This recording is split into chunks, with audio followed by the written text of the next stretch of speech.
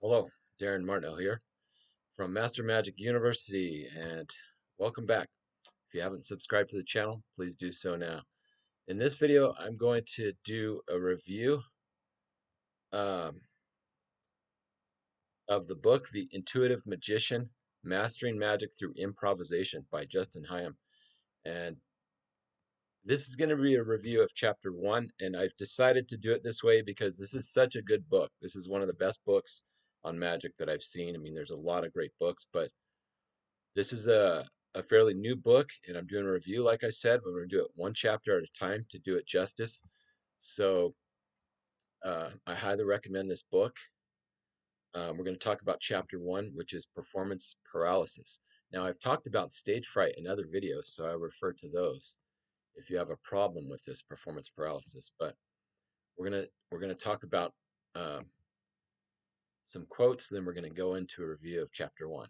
Okay, so intuitively apposite magic is the polar opposite of mechanical performing, and this is so true. Here's a quote from my mentor's mentor, Ed Marlowe, from 1979.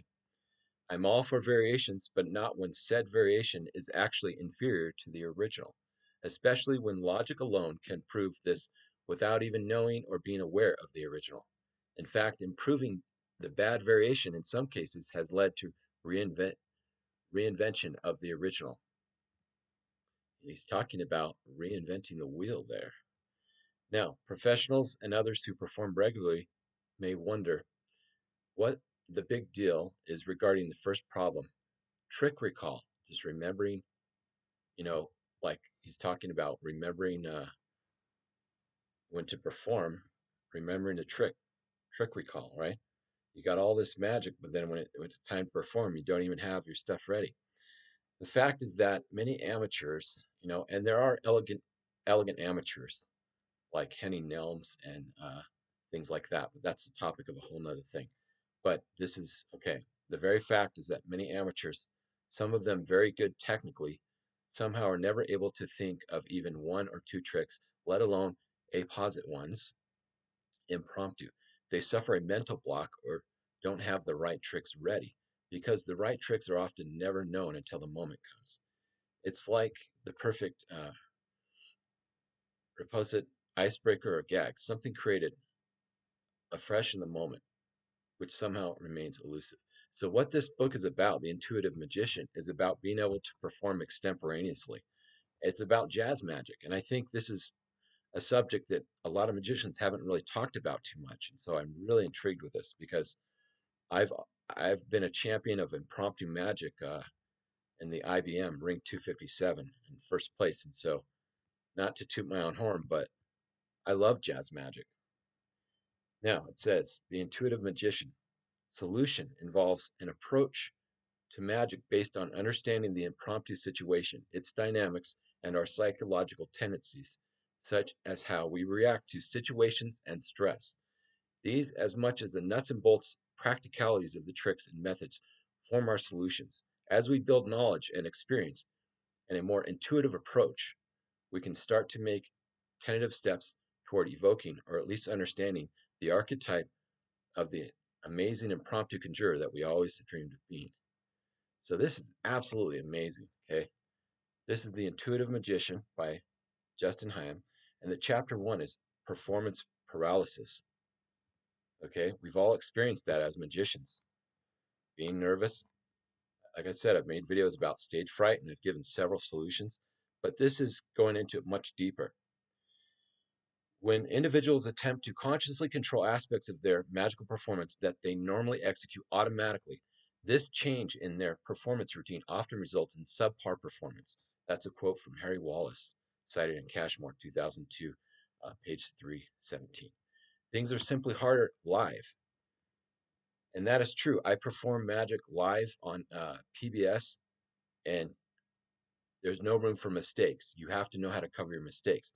And even Di Vernon has said the judge of a magician, the judge of a good magician, is how he covers his mistakes.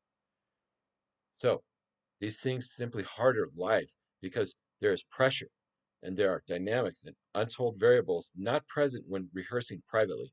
Even when we know what we're doing, Our mind gets whipped or we are caught off guard.